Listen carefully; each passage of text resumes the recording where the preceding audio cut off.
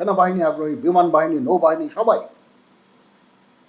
সেখানে নির্বাচন না হওয়ার কোনো সুযোগ নাই। আমাদের কাজে কখনোই যাতে কখনো পক্ষপাতিত্ব না দেখা যায়, এটা খুব জরুরি। দুষ্কৃতিকারীদেরকে আমরা সবসময় যাতে তারা একটা ভয়ের মধ্যে থাকে, আশঙ্কার মধ্যে থাকে।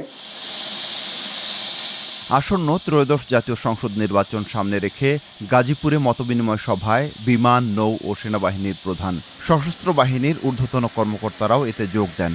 এছাড়া গাজীপুর, নরসিংদী ও নারায়ণগঞ্জ জেলার আইনশৃঙ্খলা রক্ষাকারী বাহিনী ও প্রশাসনের কর্মকর্তারাও অংশ নেন। মঙ্গলবার সকালে আয়োজিত সভায় নির্বাচনী প্রস্তুতির বিষয় তুলে ধরেন তিন বাহিনীর প্রধান। বলা হয়, নির্বাচনে সেনাবাহিনীর 1 লাখেরও বেশি সদস্য প্রস্তুত।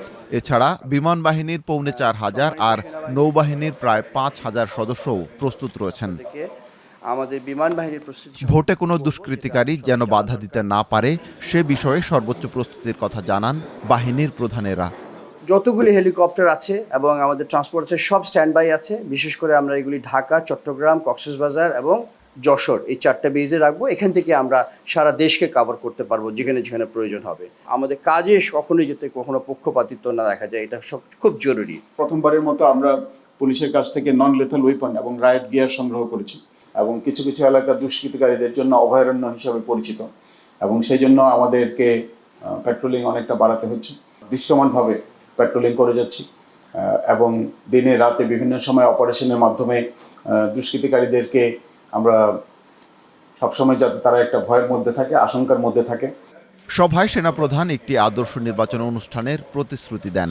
চিহ্নিত সন্ত্রাসীদেরকেও ভোটে বাধা দিলে তাদের বিরুদ্ধে ব্যবস্থা নেওয়ার কথাও বলেন তিনি।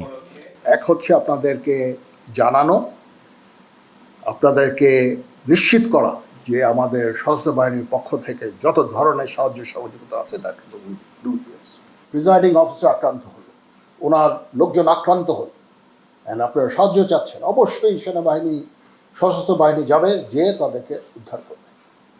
সেই নিশ্চয়তা আমি আপনাদের দিচ্ছি। দ্বিতীয়ত, একটা মেসেজ দেওয়া ভোটারদের, তাদের আশঙ্কার কোনো কারণ নাই। ইনশাল্লাহ আমরা একটা সুন্দর শান্তিপূর্ণ নির্বাচনের দিকে যাচ্ছি।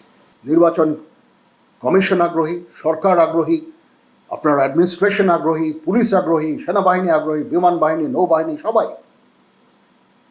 সেখানে নির্বাচন না হওয়ার কোনো সুযোগ নাই। নির্বাচনের তদারকিতে ড্রোন ব্যবহারের কথা বলেন সেনাপ্রধান। জানান আরও কিছু প্রযুক্তিগত উদ্যোগের কথা। ভোটের দিন গণমাধ্যমকে সঠিক তথ্য দেওয়ার উপর জোর দেন সেনাপ্রধান।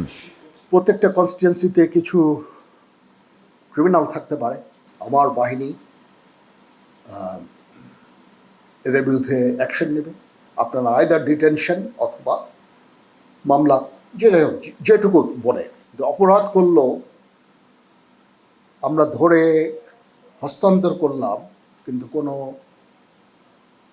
আইনগত ব্যবস্থা না হলো না, সেটা কাউন্টার প্রোডাক্টিভ হবে। কম্পিটেন্ট অথরিটি, তাদেরকে আমি অনুরোধ করব এই ব্যবস্থাটা আপনারা দয়া করে নেবেন।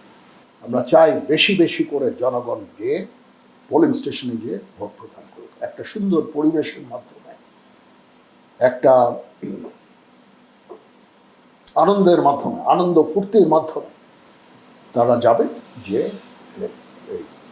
তাদের ভোটটা কাজ করবে। মতবিনিময় সভা শেষে মাঠ পর্যায়ের সেনা সদস্যদের কার্যক্রম সরেজমিন পরিদর্শন করেন তিন বাহিনীর প্রধান।